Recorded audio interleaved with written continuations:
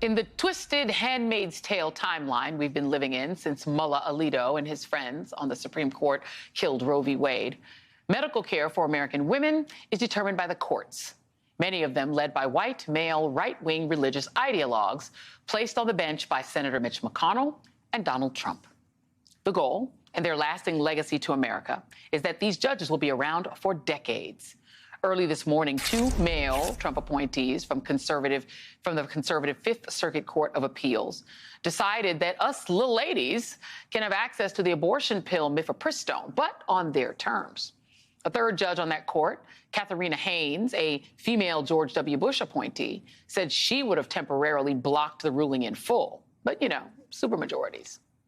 The Department of Justice is appealing the decision to the Alito Court, which already told us what they think of women's reproductive rights. The reversal of Roe has led state-level Republicans to pass even more restrictive laws, like Florida, where just today the legislature passed a 6-week abortion ban, which Ron DeSantis says he will sign. In short, judges matter, and judicial confirmations have been one of President Biden's top priorities. He's done a pretty good job appointing a diverse slate of judges. However, the Senate Judiciary Committee, where these judges are nominated, has been delayed in moving ahead because of the absence of one of its Democratic members, California's Dianne Feinstein. She's been sidelined since February when she developed shingles. Last night, amid calls for her to resign, the senior senator from California issued this statement, quote, "My return to Washington has been delayed due to continued complications related to my diagnosis. I remain committed to the job and will continue to work from home in San Francisco," unquote. She asked Senate Majority Leader Chuck Schumer to temporarily replace her on the committee. Now, NBC News is reporting that Republicans, however, may refuse to play ball.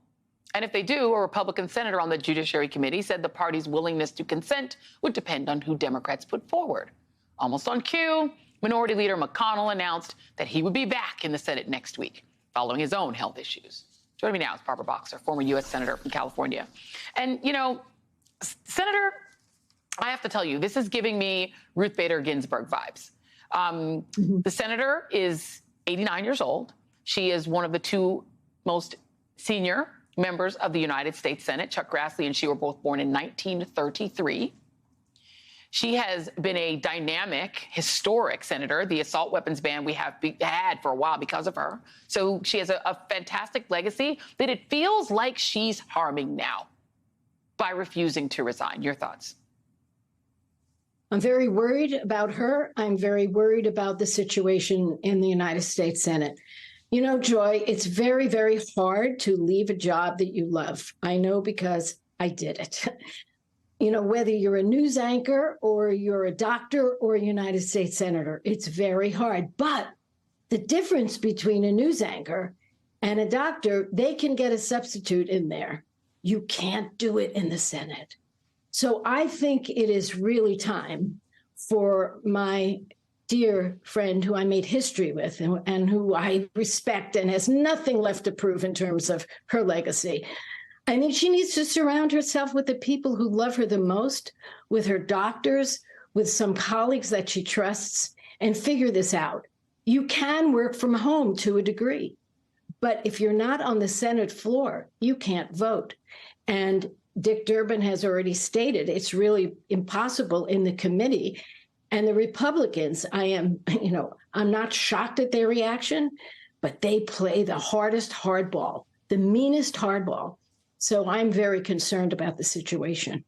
Right. I mean, the reporting, there are two pieces of reporting that are disturbing. Piece number one, that, there's reporting from Politico that Dianne Feinstein might never return, that she might not return at all, that she might stay in California. The second piece is the demands that we're seeing from Republicans. They're saying, we've got her, right? And Mitch McConnell's whole dream is to control all of the federal courts if he can. They're now hinting that they would demand Kyrsten Sinema be the replacement. Come on. Let's get it. So she has called her colleagues old jello-eating old men. She has been disdainful of the party. They're saying that's the only person we would accept. And there has to be a full vote of the Senate in order to replace her on the committee. So Republicans now have a hand over it. They literally can stop the replacement unless they get everything that they want.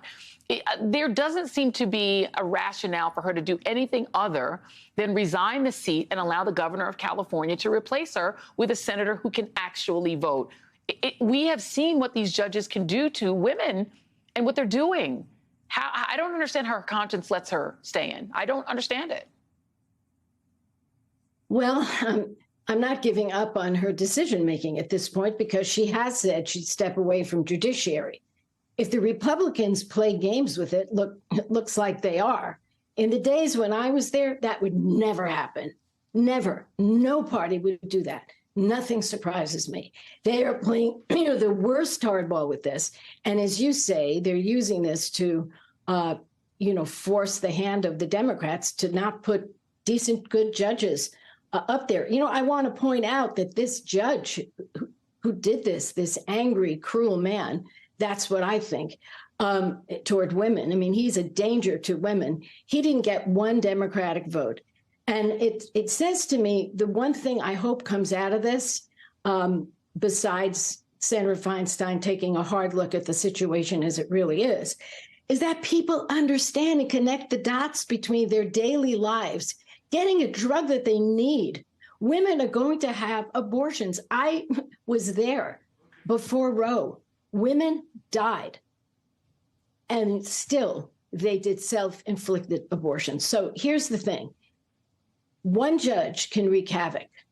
And connecting the dots between who sits in the Senate, okay, who is president, and who sits in the judiciary, we have to connect the dots for people. People say, oh, I don't want to vote. They're all alike. The Democrats, the Republicans, they're this, they're that. You know what?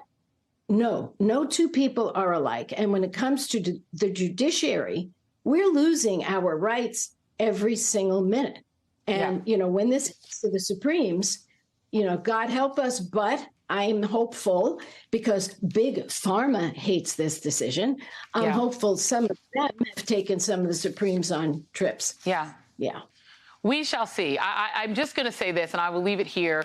Speaker Pelosi, who is now Speaker Emerita, I think demonstrated to the world how you really exercise your power by stepping aside and being involved in choosing your own successor. She will go down as the greatest speaker in history, I think, in part because of the way she stepped aside and passed the torch to younger leadership. That is real power. And I hope that somebody can go and have a conversation with Dianne Feinstein, not to harm her own legacy by refusing to give up a seat that is really owned by the 40 million people of California, not by any individual politician. Former Senator Barbara Boxer, thank you for being here.